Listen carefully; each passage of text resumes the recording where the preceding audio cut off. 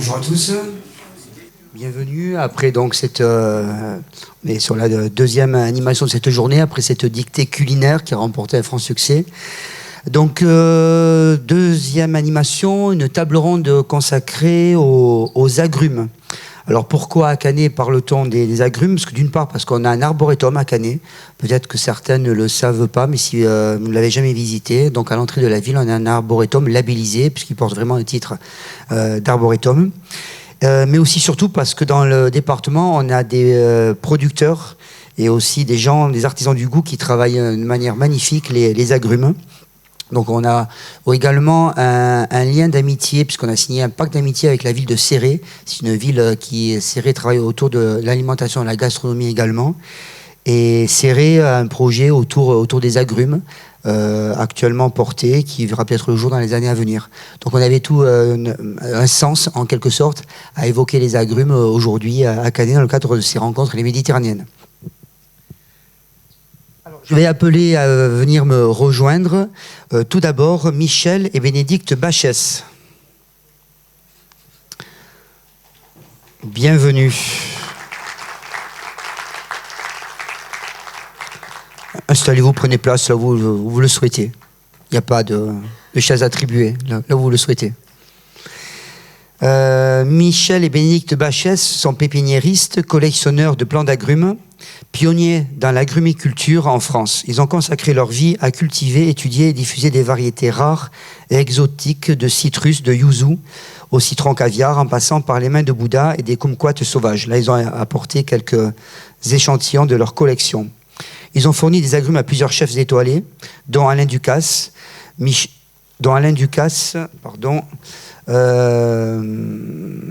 Guérard, donc vraiment prestigieux, Olivier Rollinger, et ils sont aujourd'hui consultants et interviennent pour délivrer leurs conseils dans plusieurs pays. Bienvenue à eux. Ensuite, je vais appeler Mathieu Vessière, s'il vous plaît. Mathieu, peux-tu venir nous rejoindre? Alors Mathieu est un agrumiculteur passionné et installé à Saint-Philou-d'Availle, cofondateur des pépinières Vessières, spécialisées dans la culture d'agrumes rares et résistants au froid. Il cultive plus de 300 variétés d'agrumes en pleine terre en suivant les principes de l'agroécologie. Leur pépinière est devenue une référence pour les amateurs de yuzu, kumquat, citron caviar et autres variétés exotiques adaptées au climat français. Il approvisionne lui aussi plusieurs restaurants. Ses produits sont prisés par des établissements étoilés et des chefs renommés dans tout l'Hexagone. Bienvenue Mathieu.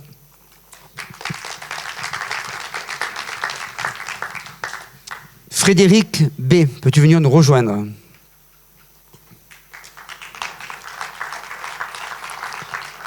Frédéric est le fondateur du domaine de la Mer Blanche. C'est une ferme arboricole, situé à Argelès-sur-Mer, dans les Pyrénées-Orientales. Ce domaine est un véritable laboratoire vivant d'agroécologie méditerranéenne où il cultive des agrumes rares, des figues de Barbarie également, des grenades et bien d'autres fruits adaptés au climat du Roussillon. Après un parcours assez atypique, notamment élève au cours Florent et comédien, donc il reprend en 2014 une partie des terres de ses parents à Argelès-sur-Mer pour y développer son projet. Il incarne cette nouvelle génération de producteurs qui allie savoir-faire agricole, créativité gastronomique et engagement écologique. Il transforme lui-même sa production pour en faire des produits d'exception avec ce qu'il appelle des cellos, donc yuzu cellos, limoncello bien sûr, arancello et également jus de grenade, nectar de figue et confiture d'agrumes. Et enfin, je vais appeler Christophe Com à venir me rejoindre. Christophe.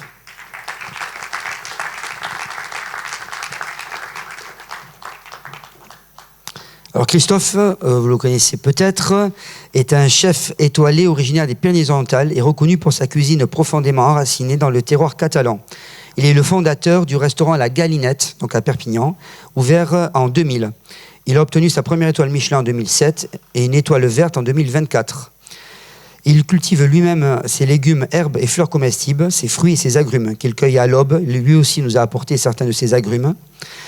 Pour servir le jour même. Christophe Com entretient une relation passionnée et créative avec les agrumes. Ils sont au cœur de son univers culinaire et même spirituel. Il nous en dira deux mots. Il a élaboré avec la distillerie du Petit Grain Un gin artisanal exceptionnel, élu meilleur gin de France dans l'émission Très Très Bon, celle de François-Régis Gaudry. Ce gin est distillé avec des agrumes issus de son propre jardin, cédra, yuzu, bigarade, kumquat, soigneusement sélectionné à maturité optimale. Bienvenue Christophe. Alors, je vais poser une première question à Michel et Bénédicte Bachès. Pouvez-vous nous donner un petit cours d'histoire des agrumes? D'où viennent les agrumes? Depuis quand? Comment? Vous avez un micro devant. Hein. Là, c'est une question piège. Et il n'y a pas de limite à la réponse. Les agrumes viennent d'Asie du Sud-Est. Hein. Tous les agrumes sont nés à peu près en Asie du Sud-Est. Pas ceux que vous mangez forcément, parce qu'on considère, il y a des millions d'années qu'il y avait des agrumes. On a retrouvé les parents des agrumes que vous mangez aujourd'hui grâce à l'analyse des gènes. Voilà, donc c'est finalement assez récent que dans l'histoire des agrumes, on puisse dire que, par exemple, tout ce que vous avez là, ce ne sont que des hybrides. Aucun des agrumes qui ont constitué les premiers agrumes n'existe aujourd'hui. La science considère qu'il y avait en gros 7 genres d'agrumes qui existaient au début, dont le cédra, qui est un des premiers qui est arrivé au Moyen-Orient, depuis l'Inde. On a un citron, un micranta, une espèce de citron extrêmement acide qui a, par hybridation, fait plein d'agrumes qu'on a aujourd'hui. On a le gros pamplemousse, vous devez connaître maintenant. Hein, ce qu'on appelle pamplemousse en français, c'est pomelo, mais le pomelo est un hybride du gros pamplemousse avec une orange. On a, on a les kumquats, hein, on a ce qu'on appelle les citrons caviar, c'est-à-dire les microcitrus, les érémocitrus, voilà, et tout ce qui a constitué la famille du combava. Tout ça, excusez-moi, j'oublie le principal, la mandarine. Voilà, donc une mandarine acide. Et ces agrumes-là sont les parents de tous les agrumes qu'on a aujourd'hui. Voilà, et ça fait des millions d'années. Et l'agrume est une famille incroyable, où on se marie entre frères et sœurs, parents et grands-parents, enfants et grands-parents, cousins, voilà.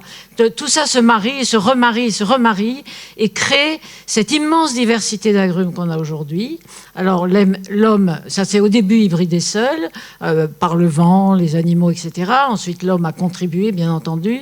Et comme l'agrume n'a pas cessé de voyager d'Asie du Sud-Est au Moyen-Orient, en Méditerranée orientale, en Méditerranée occidentale, puis aux Amériques, avec évidemment l'aide de l'homme, hein, donc les routes de la soie, la route de l'encens, les conquêtes, les conquistadors, les allers-retours, etc., de toutes les guerres et de toutes les colonisations, ça a fait qu'il y a eu des mélanges qui se sont faits avec l'intervention de l'homme. Et dans chaque culture, l'agrume est utilisé de façon différente. Par exemple, si on prend le yuzu, qui est à la mode maintenant, qui est un agrume extrêmement ancien, qui était au Japon, un peu localisé au Japon. Maintenant, il a évidemment voyagé avec les hommes. Utilisé au Japon, il est utilisé d'une certaine façon, utilisé chez nous d'une autre. Donc il y a une espèce d'inculturation, je ne sais pas si c'est un terme qui peut se dire, de la façon dont on utilise les agrumes dans chaque culture. Voilà, et ça c'est une histoire passionnante. L'histoire des agrumes, c'est l'histoire des hommes, en fait. Aux Amériques, est-ce que historiquement, c'est nous qui avons... est-ce que c'est le vieux continent qui a apporté les agrumes aux Amériques, ou on a trouvé des traces d'agrumes sur le continent australien, par exemple, ou australien, c'est pas, il y en a. Ça, c'est ce qu'on appelle côté Pacifique, Asie du Sud-Est et Co. Mais aux Amériques, ça vient complètement de la conquête des Espagnols et des Portugais. Et donc, c'est eux qui ont apporté les citrons, les agrumes, etc. Et puis, il y a eu des hybridations qui se sont faites. Le pomelo, par exemple, c'est fait dans des îles, je ne sais plus lesquelles, au large de la Guadeloupe, et il y a une hybridation entre un gros pamplemousse qui voyageait très bien, parce qu'en fait les agrumes voyagent bien parce que l'écorce est très épaisse, et donc plus il est gros, plus l'écorce est épaisse, moins l'agrume s'abîme, et donc il peut faire des voyages. Et c'est ce qu'on a avec le gros pamplemousse, qui a une peau épaisse, et avec le cédra. Et ça explique pourquoi on en trouve partout dans le monde depuis des centaines et des milliers d'années. Et si le cédrat a voyagé au Moyen-Orient, est arrivé chez nous avec la conquête arabe, c'est précisément parce qu'il voyageait très bien. Et puis en plus, il voyageait dans de l'eau de mer. Enfin, il y avait des tas d'astuces pour pouvoir les faire voyager. Mais il ne s'abîmait pas. Voilà. Tandis qu'un fruit qui a une écorce qui est fine, évidemment, il pourrit et il s'abîme beaucoup plus vite. Et savez-vous si à l'époque préhistorique, il y avait un usage des agrumes pour conserver certains aliments? Enfin, est-ce qu'on a trouvé des éléments d'archives à ce sujet-là? On trouve, ça dépend où on met la préhistoire, mais on a trouvé des pépins fossilisés dans toute la partie de l'Inde et de Chine. Voilà. Et après, évidemment, toute la partie moyen-orientale. L'agrume était essentiellement utilisé, d'après ce qu'on sait maintenant, mais on va pouvoir découvrir peut-être après d'autres choses, pour le parfum, pour les odeurs, pour utiliser aussi pour la pharmacopée. Comme le cédrat et tous ces agrumes étaient souvent très amers à cette époque-là, c'était vraiment pas très bon. Et donc, par contre, ça avait une puissance olfactive incroyable et c'était utilisé en pharmacopée et en parfumerie. Enfin, c'était utilisé dans les parfums. Donc, voilà. Et en plus, comme c'était un fruit un peu mythique, un peu exceptionnel, en tout cas pour ce qui est du cédrat et du pamplemousse, par exemple, en Asie, c'était mis, et c'est toujours mis au pied de Bouddha. Le cédrat est utilisé dans la culture juive aussi pour des fêtes juives. Donc, c'était des fruits qui étaient un peu tellement incroyables et mystérieux qu'ils étaient utilisés aussi pour des choses extraordinaires. Voilà. Et si on parle d'un point de vue purement animal, est-ce que, par exemple, les grands singes, j'ai aucune idée, est-ce que les grands singes mangent des agrumes? Aucune idée. D'accord. Je ne sais pas si vous savez. Je ne sais pas, je m'interroge là où on parle. Les grands singes, je ne sais pas, mais par exemple, moi je suis envahi de sangliers et le sanglier ne mange pas les agrumes. Ils touchent pas, ils sont pas du tout attirés par l'agrume, alors qu'ils cassent les figuiers, ils montent à des grandes hauteurs, ils trouvent des astuces pour attraper une figue et les oranges à 30 cm du sol, ils y touchent pas. Maturité et verte ou à maturité, c'est pareil. Ça... Alors qu'un sanglier mange quand même plutôt de tout. Je crois, oui. Et même de la mer, ils mangent aussi de l'amertume, ils mangent des glands. Le gland, c'est amer. Donc je ne sais pas ce qu'il est. Il doit y avoir, parce qu'il y a des composants chimiques extrêmement puissants à l'intérieur de l'agrume. Je ne sais pas, c'est une bonne question, on va fouiller. Par contre, je peux vous dire qu'il y a des rongeurs qui les mangent. Oui, ça oui. Il y a des rongeurs qui les mangent. D'accord. On trouve des oranges dans la pépinière ou des fruits qui sont complètement bouffés de l'intérieur. On ne sait pas trop qui c'est pas nous. Et il nous reste juste l'écorce. Oui. D'accord. Donc, mis à part les insectes, donc il y aurait des mammifères. Oui, il y en a plutôt. Oui, ouais. mis à part des mammifères, enfin, il y aurait des mammifères qui quand même mangeraient les agrumes. Je sais pas. Prends le micro, ouais. Souvent, quand on a des agrumes comme ça qui sont rongés par des rongeurs, justement, par des rats, des écureuils, des surmulots, tout ça, on a souvent les déchets des pépins qui sont ouverts en fait et ils viennent manger de l'intérieur du pépin. Donc il y a aussi la graine, ouais. C'est ça, ouais. D'accord. Et sinon les insectes aussi quand même. Les insectes, on en a pas mal. Alors on a parlé histoire. En termes on va parler géographie. Peut-être une question d'abord pour Mathieu. En termes de géographie, climat, est-ce qu'il existe vraiment des terroirs pour les agrumes? Et est-ce qu'on peut parler d'une culture des agrumes comme on peut parler d'une culture de la vigne? Alors, en termes de climat et de terroir, oui, clairement, il y a des climats et des terroirs pour agrumes. On peut toujours essayer de se voiler la face et de dire qu'on va faire pousser des agrumes au pôle Nord, on n'y arrivera pas. Ou on y arrivera en modelant notre système. C'est-à-dire que nous, en tant qu'agriculteurs, on a un terroir de base, et puis après on influence beaucoup notre terroir. C'est-à-dire, mettre une serre, c'est influencer un terroir. Mettre une haie, c'est influencer un terroir. Mettre de l'irrigation, c'est influencer un terroir. Donc après, on peut recréer un terroir et mettre les conditions les plus favorables possibles pour faire une culture d'agrumes. Mais est-ce que la qualité du sol a un impact sur le goût de l'agrume? Alors il y a plein de choses qui ont des impacts sur le goût de l'agrume. Il y a notamment l'effet du porte-greffe, l'effet du sol, l'effet du climat, l'effet du vent. Vous voyez ce que je veux dire? En fait, il y a toute tout ce qui compose un terroir qui va avoir une influence, évidemment. L'ensoleillement, tout ça. Même variété plantée même variété, oui, c'est ça. Avec un porte-greffe différent, ça va être assez différent. En revanche, on s'aperçoit que même dans des zones qui sont un peu ombragées, avec nous des techniques agricoles et de la compétence agricole, on va arriver à faire changer un peu les choses. C'est-à-dire on va appuyer sur une partie de fertilisation qui va nous permettre d'avoir un peu plus de fruits, même si on est un petit peu à l'ombre. Ou on va choisir un porte-greffe dans une zone qui va être un petit peu plus compliquée au niveau de l'ensoleillement et des nutriments. On va choisir un porte-greffe qui va nous donner un petit peu plus de sucre.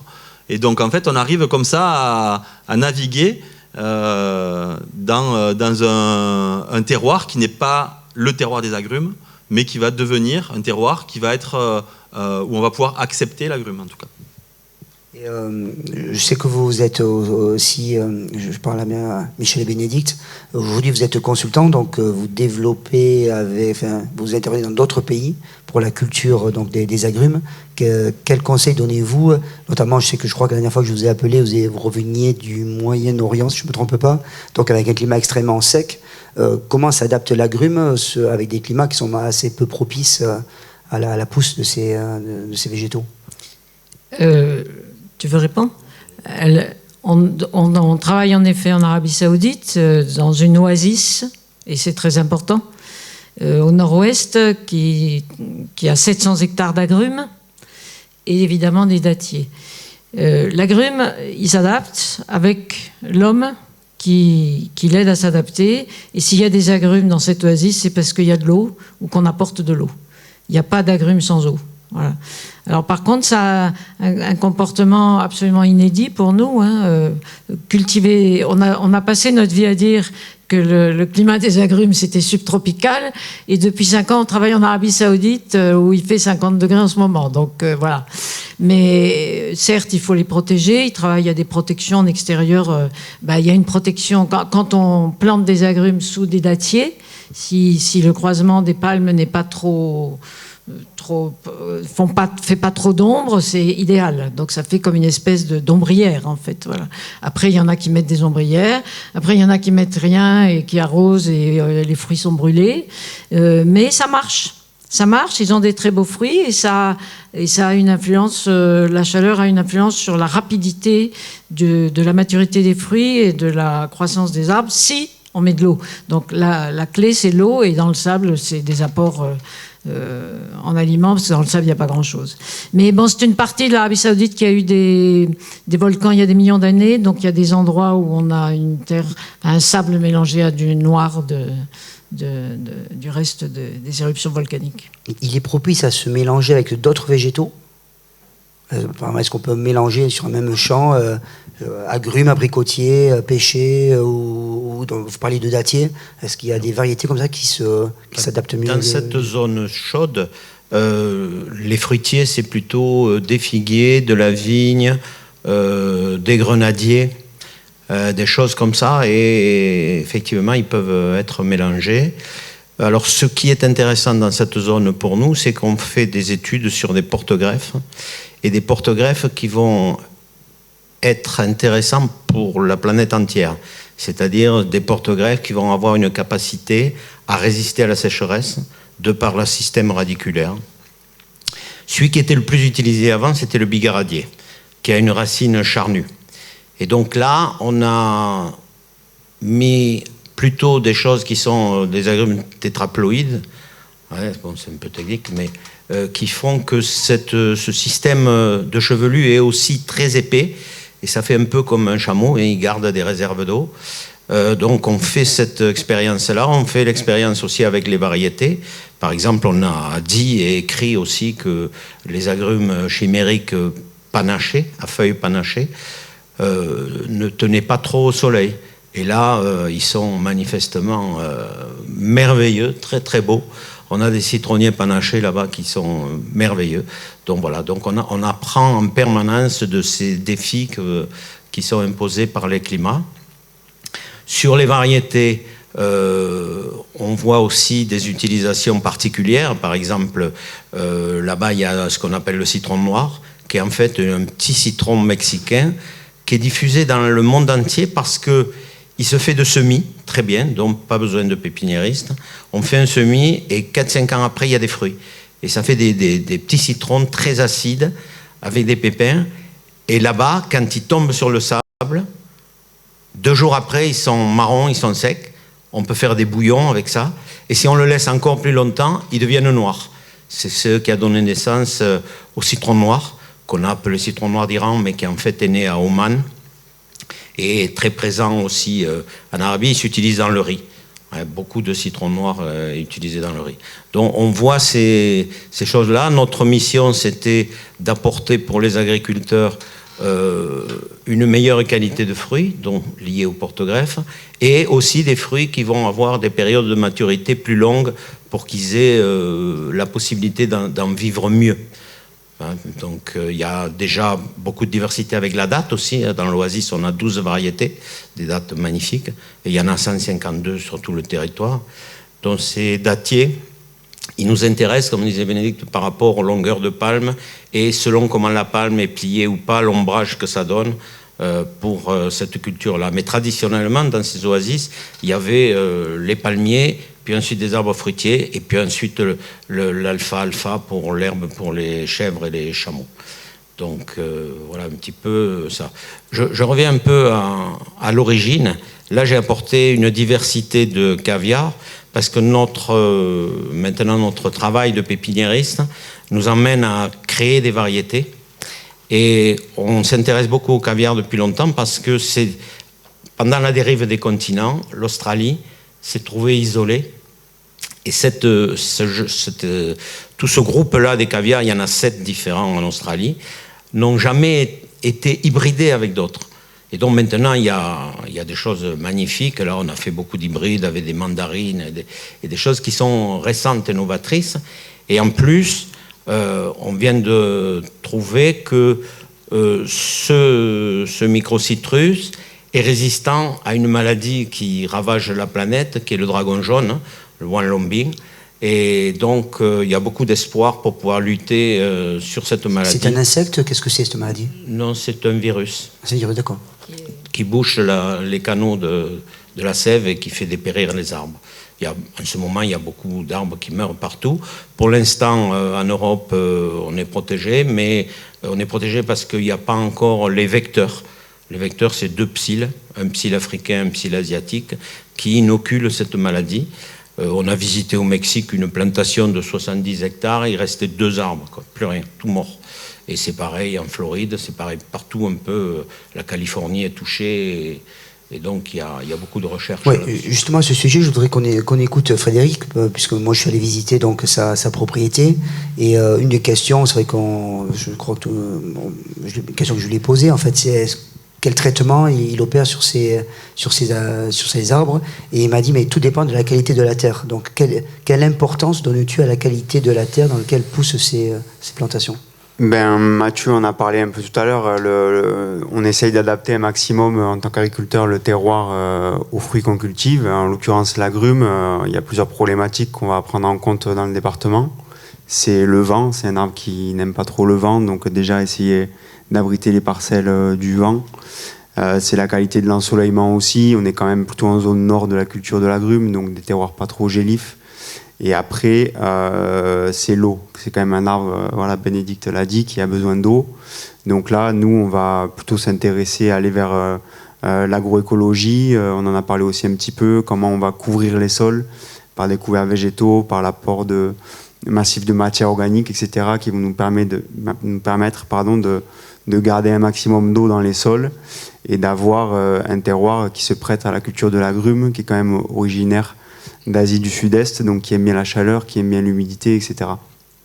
Et après, toutes ces méthodes d'agroécologie, ou voire d'agroforesterie, où tu posais la question tout à l'heure, on peut bien sûr planter d'autres arbres au sein de nos systèmes d'agrumes, et tout ça, ça va générer beaucoup de biodiversité, une bonne santé des sols, et un écosystème riche et diversifié qui va être moins propice à l'apparition de ravageurs. Et ça fonctionne très bien sur l'agrume, sur des ravageurs comme le puceron, la cochenille, etc. Tu m'as dit, si la qualité du sol est bonne, j'ai pas besoin de traitement. Oui, sur certains types, nous on fait 0 traitement sur l'agrume. Ça va être plusieurs paramètres à prendre en compte. Effectivement, la diversité qu'on va y mettre, la qualité du sol, de l'alimentation. On ne va pas faire d'apport azoté par de l'engrais minéral trop intense qui vont favoriser l'apparition de ravageurs. La qualité abritée les prédateurs du puceron, par exemple, comme la coccinelle, qui vont nous permettre de ne pas traiter là-dessus. Comment on va tailler l'arbre aussi, l'exposer à la lumière, au soleil, pour ne pas être envahi de cochenilles. Donc tout ça, ça nous permet d'être plus résistants. Et on parlait de cette maladie, qui est quand même un gros problème de l'agrume dans le monde. Et on voit que ça arrive souvent sur des terroirs où il y a beaucoup de monocultures, qui sont propices comme ça à l'installation de virus, de maladies, de ravageurs, qui vont se transmettre énormément. Donc plus on va diversifier nos cultures, plus on va diversifier aussi les abords de nos cultures, et moins on sera sensible à tout ça. Mais il faut l'anticiper aussi, cette maladie, effectivement, comme le disait Michel, en se tournant vers des variétés. On sait qu'aujourd'hui, il y a des variétés qui sont résistantes à ça. Pour l'instant, nous, en Europe, on n'est pas impacté par ce virus parce qu'on n'a pas les vecteurs et la bactérie n'est pas encore présente sur notre territoire. Mais voilà, il faut quand même s'y préparer un minimum.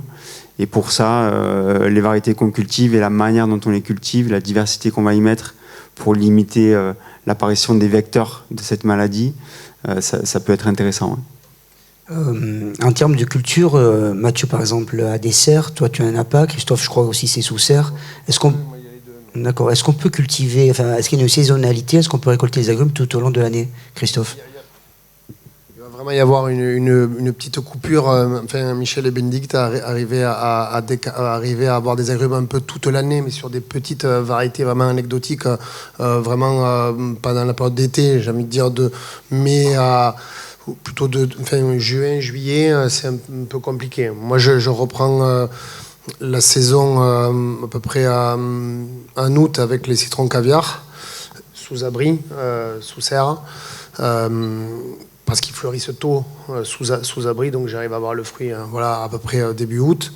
Et on arrive à avoir du fruit surmûri jusqu'à avril sur certaines variétés. Voilà, ça dépend des variétés. Le yuzu, par exemple, ça dépend des agrumes. C'est ce qui est, c'est passionnant quand on met un pied dedans. C'est les deux là-bas qui m'ont piqué en fait il y a 25 ans. Moi, je voulais juste m'amuser à faire un petit jardin d'agrément et maintenant j'ai 6 hectares de terre où je prends le plaisir à faire, à découvrir. Moi, justement, je suis très curieux sur la notion d'hybride en fait. Comment se crée une nouvelle variété? Comment ça s'invente tout ça? Alors, Pascal, moi, si je peux, il y a des trucs, par exemple, je voulais dire, le yuzu, par exemple, c'est vraiment, il y a beaucoup, pardon. On a parlé du yuzu, je reparlerai du yuzu parce que c'est facile à assimiler. Il y a des fruits qui peuvent rester sur l'arbre très longtemps et qui tiennent sur l'arbre et on peut même les garder d'une année sur l'autre. Et ça fait des trucs incroyables. C'est eux qui me l'ont appris en discutant, en échangeant avec d'autres personnes, avec les parents à Mathieu, avec Mathieu maintenant. On s'enrichit de rencontres et de toutes ces découvertes. Mais le yuzu, moi qui cuisine, c'est incroyable. Mathieu, par exemple, tu pourrais nous montrer un yuzu là? Montre les miens, Mathieu, s'il te plaît. Ils sont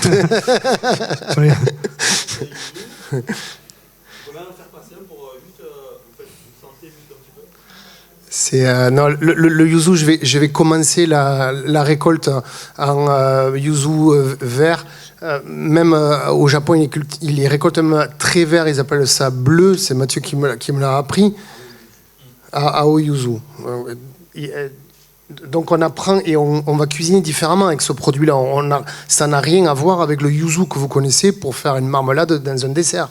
C'est un jus très acide et très parfumé, mais d'une fraîcheur incroyable, qui va aller divinement bien sur un poisson cru, sur un maquereau cru qui peut tenir qui peut tenir ce jus, cette acidité, ce parfum-là.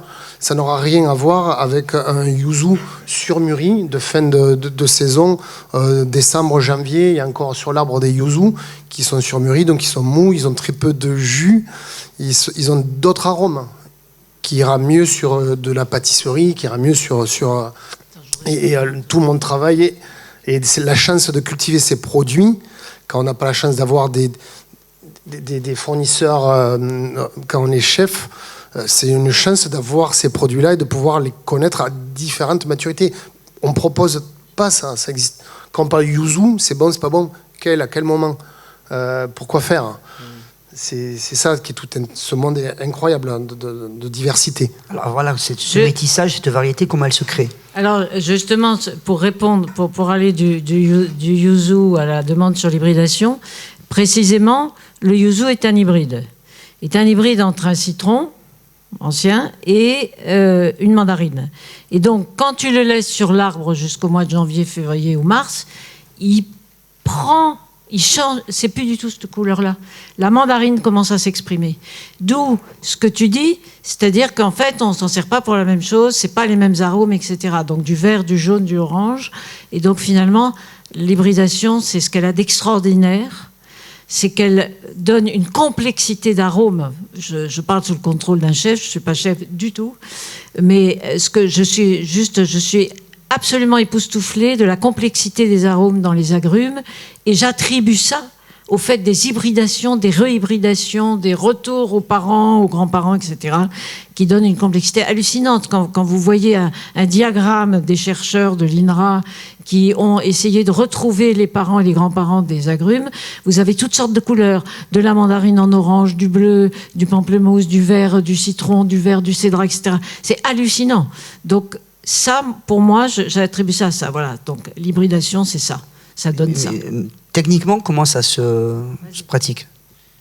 Alors, techniquement, quand elle est naturelle, c'est le vent ou les insectes qui trimballent le pollen d'une fleur à l'autre.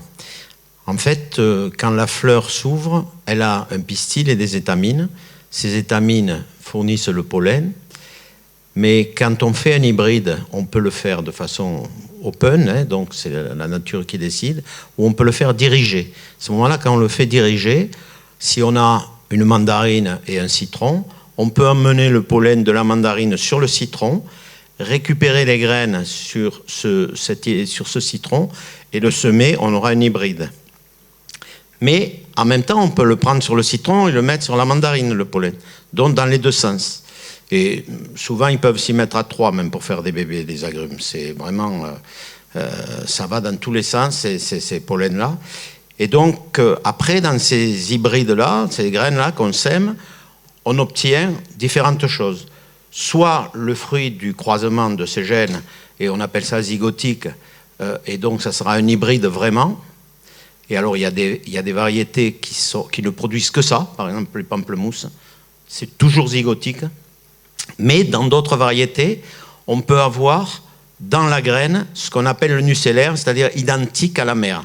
Et donc, du coup, quand on sème certaines oranges, certains citrons, on obtient à l'identique le plant d'origine, parce qu'il est identique à la mère. Donc, ces hybrides, c'est simplement ce mélange des gènes dans un sens ou dans l'autre. Après, quand on a fait ces semis, il faut attendre une dizaine d'années pour voir ce que ça va donner. Hein, et donc, oui, c'est long. Oui, il faut une dizaine d'années à peu près.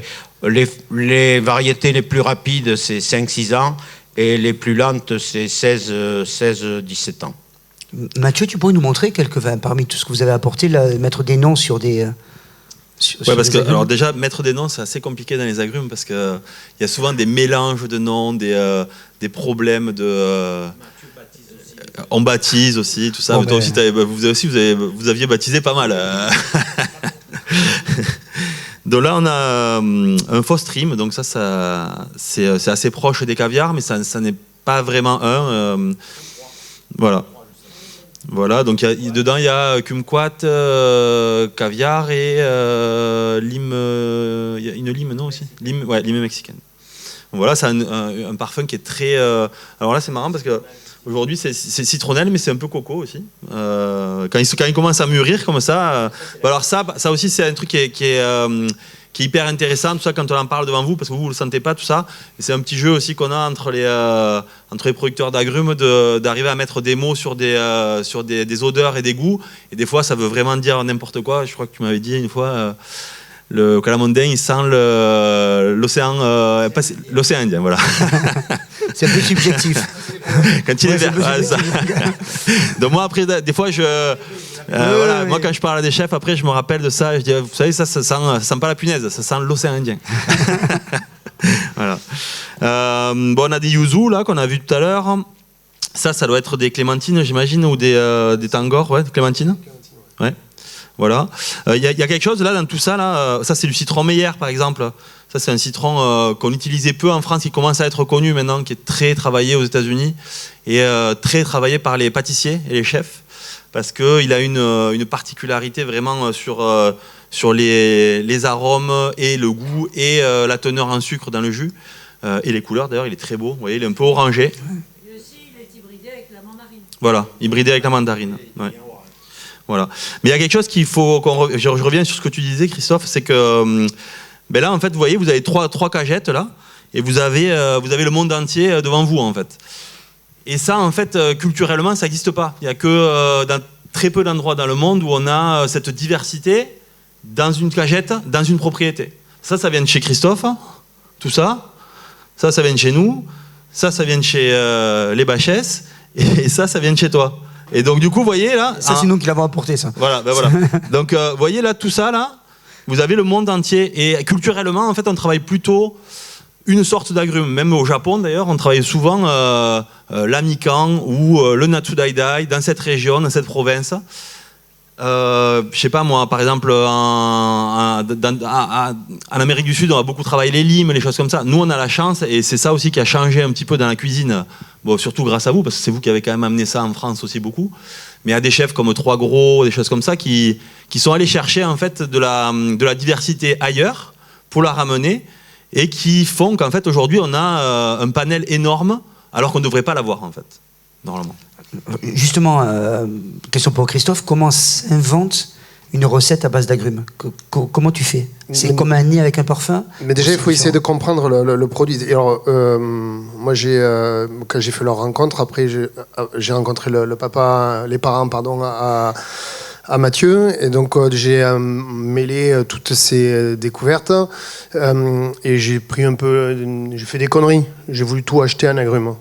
En fait, donc je sais pas, j'ai pas compté. Ouais. Non, beaucoup de variétés, mais dont certaines qui servent à rien, si ce n'est l'aspect botanique ou l'aspect content de l'avoir pour mettre une ligne de côté plus. Collectionneur, en fait. Collectionneur. Voilà. Le chef que je suis et le chef d'entreprise aussi, j'ai dû calmer un petit peu mes ardeurs, parce que je peux pas non plus tout planter, tout entretenir pour des fruits que je comprends pas, moi. Mais certains chefs ou certains habitants, certaines personnes avec d'autres cultures travaillent un produit que moi je n'ai pas compris. Donc je me suis cantonné à des agrumes que j'arrive à assimiler et à voir ce que je peux faire avec. Donc j'ai déjà appris à aimer l'acidité. Il y a 25 ans, les premières fois que j'ai visité les pépinières d'agrumes, avec le couteau, on goûte. Ils ont l'habitude de goûter de l'acidité toute la journée. Enfin, on développe son goût. C'est très important de revenir à ça, de tous les goûts. On le sait, vers le sucré. Je ne peux plus manger une mandarine s'il n'y a pas d'acidité. Enfin, une mandarine, une clémentine, un fruit, s'il n'y a pas d'acidité, il n'y a pas de tenue, il n'y a rien, il n'y a que du sucre. Ça ne vaut rien.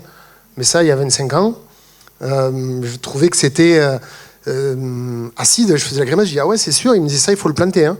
Putain, je dis celui-là, quand même, je sais pas. Il y a une forme d'éducation finalement à faire auprès du client, voire même des enfants pour découvrir cette. Moi, j'ai la chance d'avoir un restaurant accessible où je fais pas j'ai pas un grand public. C'est un restaurant. Je vais pas dire d'initié, c'est pas vrai, mais où il y a une réflexion. Donc je vends pas des palettes d'agrumes à un public sur des marchés. Donc je cueille 1 kilo d'agrumes acides et à moi d'en faire quelque chose d'intéressant avec une assiette pour faire comprendre que c'est bon l'acidité. Mais si je mets des caisses au marché aujourd'hui à Canet de fruits très acides, c'est pas ce que les gens sont venus chercher. Ils sont venus chercher un fruit pour manger à la fin d'un repas, pour mettre dans le cartable de l'école du gamin. Donc il y a des fruits un peu pour tout, mais il faut trouver l'équilibre. Et je trouve qu'il faudrait qu'on arrive à avoir un fruit qui ait du goût et pas que du sucre. Et pour ça, il faut un équilibre. Est-ce que tu as rencontré l'amertume? L'amertume, l'amertume est encore plus difficile à dompter. L'amertume, j'arrive à la calibrer en la cuisinant. Mais un fruit cru, amer, c'est difficile à mener. Est-ce que c'est un fruit qui va te faire penser à une recette, ou c'est une recette déjà élaborée, tu te dis, Non, là, en moi, rajoutant ça serait bien. Moi, ça part toujours du produit. Mais ça part comme ça pour tout. Toute ma cuisine, parce que moi, elle est fondée sur le potager, sur le végétal. Aujourd'hui, je suis en totale autonomie au restaurant, même en hiver. Donc, je récolte... j'ai fait les yuzu verts en début. Et comme il faut travailler ce yuzu vert, je veux le faire profiter. Donc, c'est là où j'ai travaillé le maquereau cru. Et quand il va être mûr, je dis, bon, maintenant, il faut que je fasse une marmelade mélimato... transformé avec... tout part du potager, en fait. La recette s'invente d'abord dans le potager. Voilà, c'est ça. Mais quand je cultive une tomate, c'est pareil. J'ai très envie de parler à tout le monde de la diversité. La diversité, c'est essentiel, mais même pour une courgette. Hein. Dans votre potager, quand un amateur il met 10 pieds de courgettes vertes, ça sert à quoi ? À un moment donné, vous en avez marre de bouffer des courgettes. Enfin, je veux dire, volontairement, je dis bouffer, parce qu'on les voit, on les respecte plus, ces courgettes. Mais si vous mettez 2 pieds de chaque courgette, il y a tellement de variétés. Vous allez avoir des envies de cuisine différentes. Avec une courgette jaune ronde, on a envie de la couper d'une autre façon, on va la faire sauter, elle sera croquante. Elle vous donnera envie de cuisiner. Elle va donner envie à des gamins de manger des courgettes. Si tous les jours, vous lui repassez vos courgettes vertes, là, au bout d'un moment, et puis c'est toujours le même goût, c'est toujours pareil. Et quand on cultive, en plus, un intérêt supplémentaire, c'est qu'il y a des années qui sont propices à une variété et pas à une autre. L'année d'après, ça sera le contraire, et vous aurez une régularité. Peut-être des vertes, cette année, vous n'en auriez pas mangé, mais vous aurez mangé les 4 autres. Et c'est pareil pour les agrumes. Il y a des années, Mathieu, nous on vend de l'agrume frais. Mais il y a des années où il y a plus de yuzu chez lui et moins chez moi.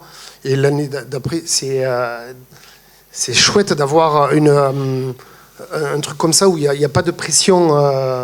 Il y a toujours quelque chose, en fait. Et puis quand même, malgré tout, les chefs qui vont se tourner vers ce genre de produit, c'est les chefs qui ont déjà une démarche intellectuelle où ils vont aller vers ça. Par exemple, nous, on a des chefs qui nous demandent des cartons, en fait. Ils ne vont pas en fait passer une commande.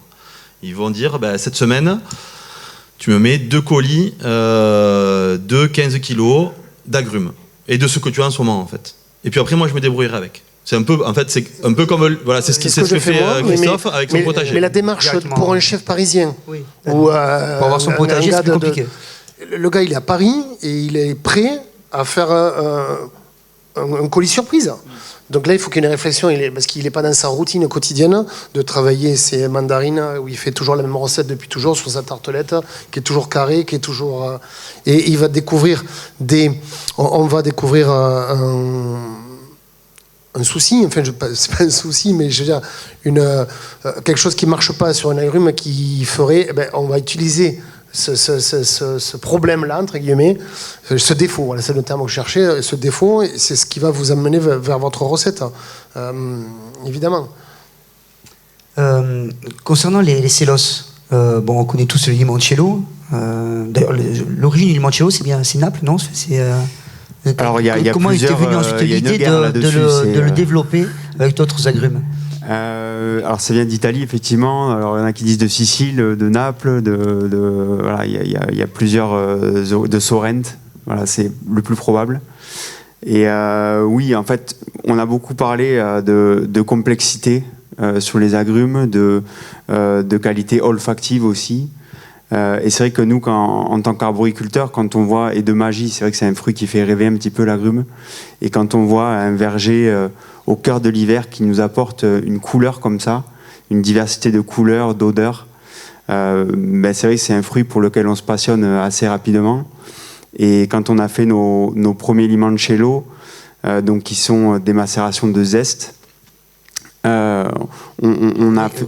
Comment ça se va décrire le processus de création d'un limoncello? Alors en fait c'est extrêmement simple, hein, c'est-à-dire qu'il faut prélever le zeste de l'agrume le plus frais possible, donc très peu de temps après la récolte, au moment où il a encore le plus de fraîcheur et d'intensité, que la partie colorée du zeste. Donc après, quand on va sur le blanc qu'on appelle le zeste, là on va sortir un peu plus d'amer, et donc là on va essayer vraiment de prendre des outils qui nous permettent de prendre que la partie colorée du zeste.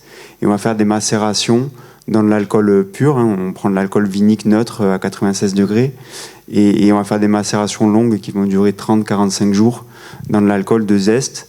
Et après, on va filtrer ce qu'on appelle ce macérat qui aura recueilli toutes les huiles essentielles, puisque l'écorce d'agrumes est très riche en huiles essentielles. C'est ce qu'on voit quand on épluche une clémentine, toutes ces petites gouttelettes qui s'envolent, c'est ces huiles essentielles qu'on va essayer de capter, nous, dans notre macération.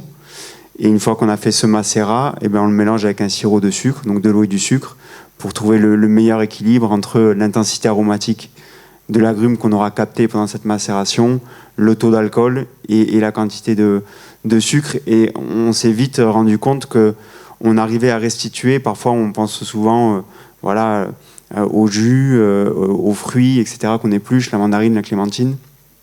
Et beaucoup de chefs s'intéressent bien sûr aux qualités aussi du zeste, qui vont apporter beaucoup. Et là, à travers ces cellos, ces limoncello, eh bien, on arrivait à restituer l'intensité de la couleur, de l'intensité olfactive, l'intensité en allant aussi sur des goûts assez peu communs d'amertume, mais d'une belle manière, on sort des beaux amers.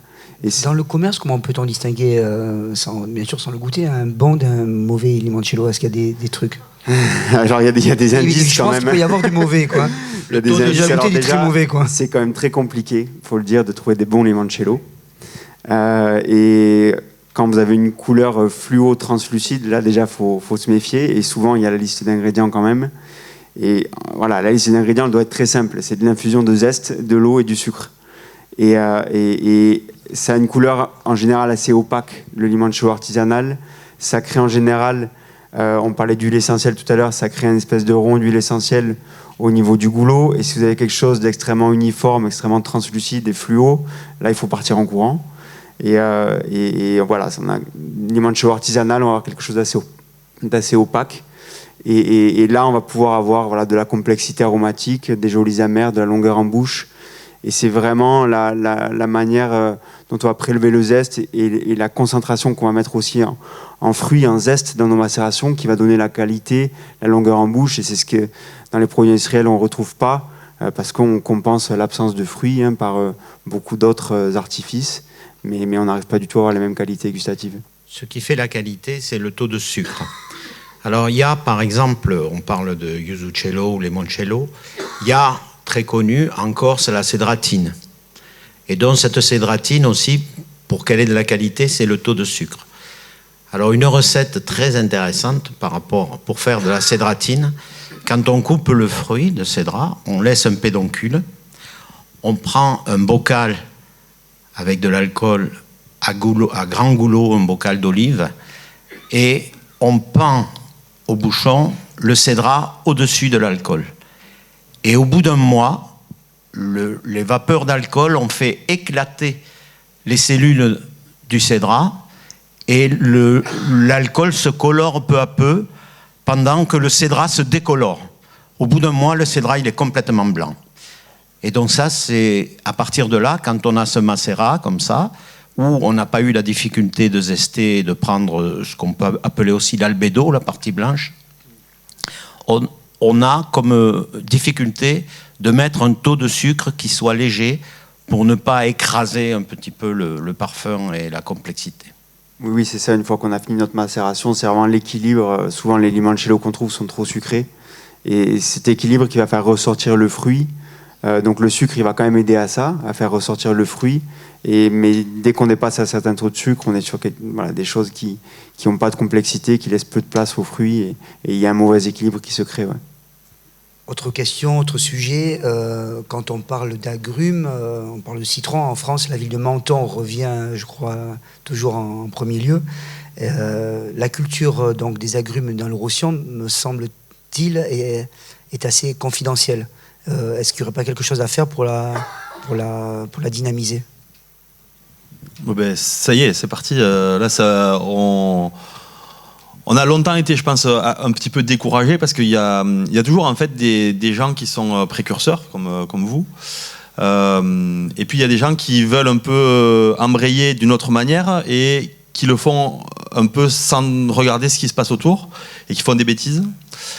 Et quand on a en fait des leaders de l'agriculture du département, par exemple, qui ont essayé de planter il y a une quinzaine, une vingtaine d'années des arbres et qui ont eu un échec parce qu'ils n'avaient pas la connaissance, parce qu'ils n'ont pas voulu se faire aider ou parce que c'était juste pour faire un petit essai, ben de suite ça décourage un peu tout le monde.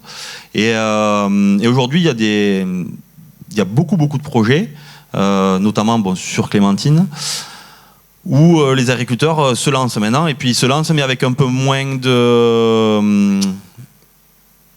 avec un peu plus d'attention en tout cas et d'écoute, parce qu'aussi c'est d'autres générations et c'est souvent des enfants d'enfants d'agriculteurs qui ont où justement ces générations d'avant, ils ont envoyé un peu les enfants à l'école pour essayer de leur faire comprendre qu'il fallait un peu de technique parfois pour comprendre un terroir et justement une culture. Et aujourd'hui, c'est quand même bien enclenché, notamment sur la clémentine et un petit peu le citron. Dans le Roussillon, dans le Roussillon, une culture de la clémentine, du citron, des oranges. Oui, alors orange un peu moins, bizarrement, parce que c'est quand même un agrume qui est... Mais pas très loin à Valence. Voilà, et puis on en avait quand même sur la côte rocheuse, Banyuls, toute la côte rocheuse. Par rapport au changement climatique, après c'est peut-être, bizarrement, c'est peut-être l'orange qui est la plus adaptée à notre terroir. Mais bon, c'est vrai que c'est moins attrayant parce que quand on parle d'agriculture et de développement agricole, on va souvent penser à des fruits qui sont plus à la mode, et les fruits qui sont très à la mode aujourd'hui, c'est les petits fruits, notamment les clémentines. Alors nous, on se bat pour qu'on élargisse un petit peu tout ça quand on plante en gros, mais c'est vrai que souvent, ils partent quand même sur de la clémentine ou du citron, parce que c'est quand même aussi facile à manger, facile à vendre. Voilà. Une dernière question avant de passer la parole au public. Justement, quel conseil pouvez-vous donner si on souhaite planter des agrumes ici? Quel type d'agrumes planter? Est-ce que ça s'adapte à tous les sols si on veut planter dans son jardin? Comment peut-on faire? Venir te voir déjà peut-être? Voilà, venir nous voir, et surtout en fait, c'est surtout aller chercher du conseil là où il y en a, quoi, en fait, parce que des fois aujourd'hui on trouve des agrumes partout. À Monoprix, j'ai vu des agrumes la semaine dernière en passant au centre-ville de Perpignan. Évidemment, vous n'allez pas avoir le conseil qui va aller bien, et sûrement vous n'aurez pas le bon porte-greffe, et sûrement vous n'aurez pas la bonne variété. Et ça va être des achats coup de cœur. Et souvent, c'est des échecs, et du coup, ça décourage un petit peu. Mais si vous regardez, vous baladez à Canet, à Perpignan, dans n'importe quel village dans les alentours, il y a des agrumes partout, si vous regardez bien. Il y a des agrumes... même assez âgés, des arbres qui ont 30, 40, 50 ans. Donc c'est assez facile d'avoir des agrumes chez nous. Il suffit d'avoir quelques petites règles de base. On ne les met pas en plein vent. On choisit des variétés qui vont être plutôt adaptées à notre climat. Évidemment, si on met un combava dehors, le combava c'est assez fragile, on risque de le perdre. On est à la limite. Mais c'est sûr que si on met un oranger sur un porte-greffe correct, qui fonctionne, ça va certainement marcher. Et vous aurez certainement, même sans le chouchouter comme nous on doit le faire dans nos exploitations, parce que nous on est là pour avoir un certain rendement et une production, mais dans le jardin on peut facilement avoir un oranger qui va nous donner 20 ou 30 kilos d'orange pour la saison, ou des citronniers. Voilà. Dans le public, est-ce que vous avez des remarques, des questions? En tout cas, merci, parce que franchement, je trouve ça très enrichissant. Avant que vous passiez au public, je vais déborder un peu hors sujet. Bien sûr, allez-y. Parce que vous avez à l'Arboretum aussi l'olive. Oui. Qui est un sujet important pour nous, parce qu'on va, dans le département, obtenir une AOP sur les variétés d'olive. Alors ça, c'est de la Poumale, de Sournia. On a dans chaque bassin, par exemple, Banyuls, Collioure, il y a Argoudeil et Courbeil. Argelès, c'est de l'olivière qui remonte dans toute la vallée de la Glie. Et ensuite, de Millas jusqu'à Olette, c'est la Verdale. Plus quelques autres petites variétés, mais l'idée, c'est de faire des huiles avec ces variétés anciennes et éviter les hautes densités comme l'arbéquine, qu'on voit commencer à émerger un peu, la plantation à la prison ou à Millas, qui sont des huiles certes de bonne qualité, mais qui ne mettent pas en avant notre patrimoine. Voilà, je m'excuse de digresser. C'est vrai qu'on n'a pas de table ronde sur l'olive cette année, mais c'est un sujet que je trouve vraiment passionnant. On en discutait hier On avait 3 intervenantes sur un sujet qui n'avait strictement rien à voir, sur le sport santé. Et une des 3 intervenantes, effectivement, était en train elle est danseuse, hein, aujourd'hui, prof de danse, et elle est en train de basculer en tant qu'agricultrice vers l'olive. Elle décrivait finalement ce que vous indiquez. Le public, est-ce que vous avez des questions? Oui. Merci. Alors, comme pour l'olivier, le gel de 1956 a détruit beaucoup d'agrumes, et en particulier des orangers. Donc moi, je me souviens qu'à Argelès, il y avait des orangers le long du canal d'arrosage, et on les récoltait avec des comportes à vendange, des samals d'orange qu'on récoltait. Et il y a aussi, qui ont disparu, le caroubier. Il y avait beaucoup de caroubiers, ils ont disparu. Et le jujubier, or ginjoulet, dont le nom reste dans des lieux-dits.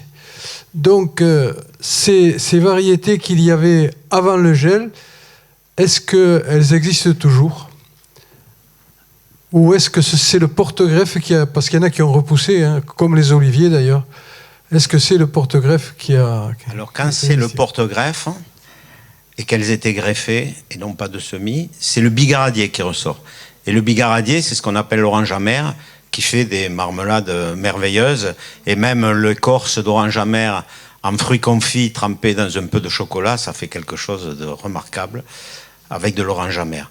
Et l'orange amère était utilisé pour le canard à l'orange et un tas de choses où l'orange amère a une grande qualité. Alors, ces orangers, il existe encore à Banyuls quelques vieux orangers comme ça, qui étaient des oranges d'un petit calibre, qu'on appelle des oranges blondes.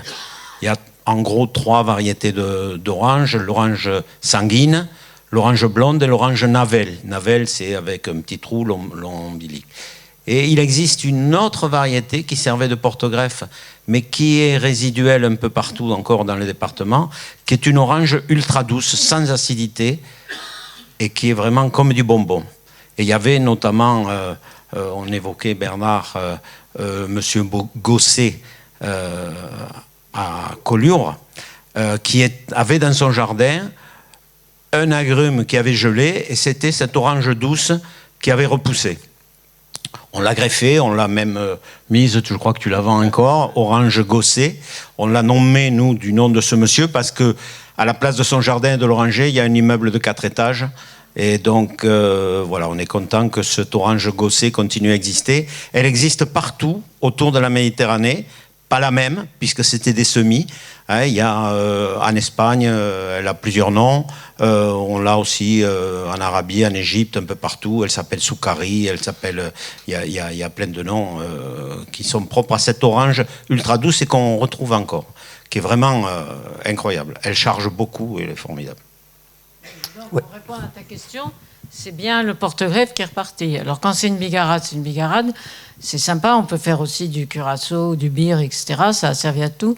Quand c'est une orange douce, c'est sympa. Quand c'est ce qu'on utilise beaucoup maintenant, du Poncirus trifoliata, là, c'est beaucoup moins intéressant, même si l'écorce est assez aromatique. Mais il doit y avoir 50 pépins dans un fruit grand comme ça, donc c'est pas terrible. C'est très amer. Mais c'est vrai que c'est les porte-greffes qui tiennent. Quand on plante dans des pays comme ici, on essaye de mettre des porte-greffes qui tiennent. Donc moi, je vais rester sur l'orange. Je vais peut-être dire une bêtise. Est-ce que c'est vrai qu'il existe des oranges mâles et des oranges femelles? Uniquement parce que c'est un constat. Quand j'achète des oranges, je trouve que vous avez le côté où il y a la tige, la croche sur la branche, et de l'autre côté, il y a soit une sorte de petit nombril, soit juste un petit pic. Et on m'a dit, c'est pour ça que je posais la question, que celles qui ont le nombril sont des oranges femelles. Et c'est vrai que quand je choisis mes oranges, je prends plutôt des femelles parce qu'elles sont plus douces. Donc, est-ce vrai ou pas? Vas-y, réponds. Je suis très embarrassé pour répondre à ce sujet. Mais dans les genres, effectivement, il y a beaucoup de choses qui se passent. Et j'ai déjà entendu ça, mais non, je ne pense pas qu'on puisse identifier cette chose-là. C'est hermaphrodite. Non, c'est hermaphrodite. Non, il n'y a pas de femelle ou de mâle, mais on peut choisir ce qu'on veut. Voilà. Donc, est-ce que celles qui ont le nombril sont plus douces que celles qui n'ont pas de nombril? C'est des navelles. Et la navelle est plus sucrée. Sont plus douces. Toutes les navelles ont des espèces de nombril? Oui. D'accord. C'est l'ombilic. C'est-à-dire Donc, la formation. C'est la variété, en fait. Oui, c'est les variétés. Il y a plein de navelles. Elles sont plus grosses. Oui, mais ça. Il peut y avoir un mélange, alors. Les gens qui font les cagettes... Ils mélangent. Ça arrive beaucoup encore à trouver ça dans les cagettes d'orange maltaise. Alors l'orange maltaise, elle vient pas de Malte, mais de Tunisie, du Cap Bon.